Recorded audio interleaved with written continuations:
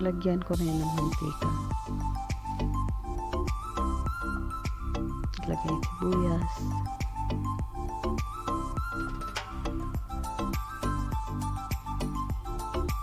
At haluin hanggang sa pumula na yung kulay niya.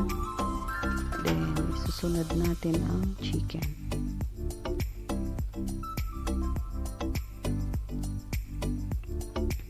Ayan ang chicken. Hindi ko na na-videoan kasi wala akong katulong sa paghawak ng camera. Then, papulahin din hanggang sa maging okay na yung itsura ng chicken. Mamula-mula na. Isusunod natin ngayon ang carrots tsaka potato dahil medyo matigas-tigas yan.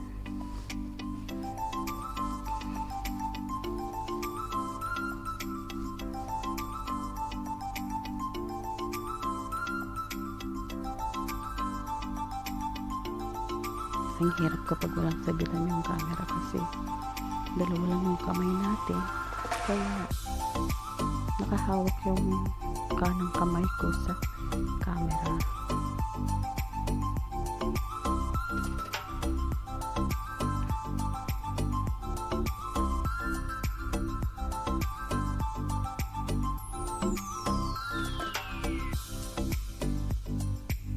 Haluin ito para hindi dumikit sa tortilla. Tsaka pantay din yung paglambot nila lahat. Haluin siya pero dahan-dahan lang kasi para hindi madurog ang patatas tsaka carrots. Ayan, medyo okay na siya.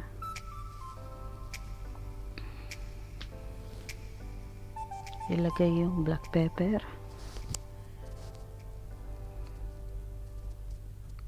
At kung mahilig kayo sa anghang, lagyan nyo siya ng chili. Depende yun sa inyo. Sa akin kasi gusto ko yung medyo may anghang.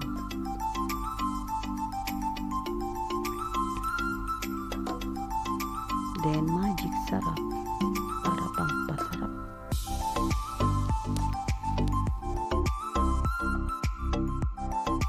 Pagkalagay ng paminta, chili powder at magic sarap, haluin ito ng maayos.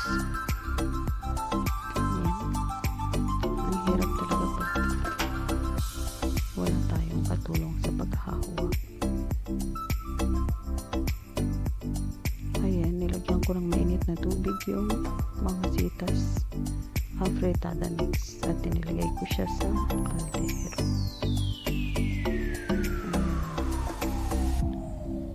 Lagay na siya, kuluin. Then ilagay na natin ang green bell pepper. Kasunod niyan ay ang ating hotdog, slices hotdog. Ayan, haluin ito.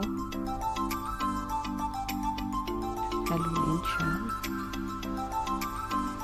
ng dahan-dahan para hindi madurog yung patatas at saka carrots. Kaya naglagay ako ng nasa sa inyo yan, 2 to 3 glasses. Tansyahin nyo lang siya ng tubig.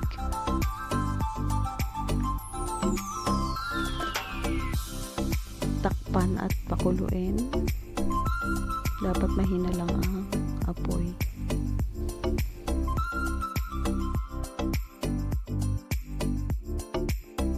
Pagkatapos ng ilang minuto, tikman kung okay na yung lasa. Ayan. Takpan at patay ng apoy kung okay na ang timpla.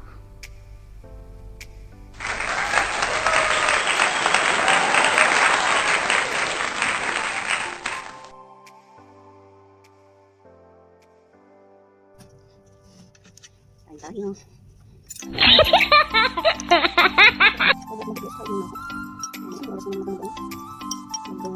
Ano po ang chicken before Sarap? ang gusto mo lang sa podcast. Gusto ko siya. Adobo, Afritada. Sa susunod na ito. Hindi ko pala.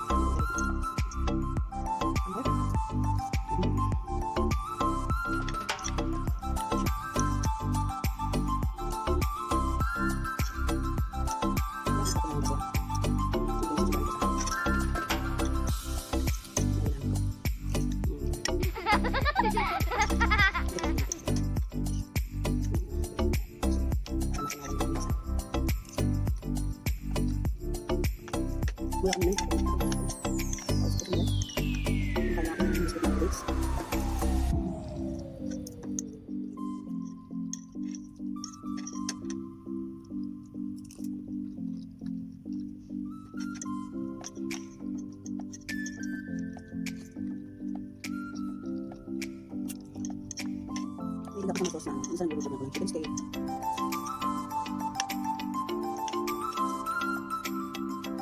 naman, yan pala ito.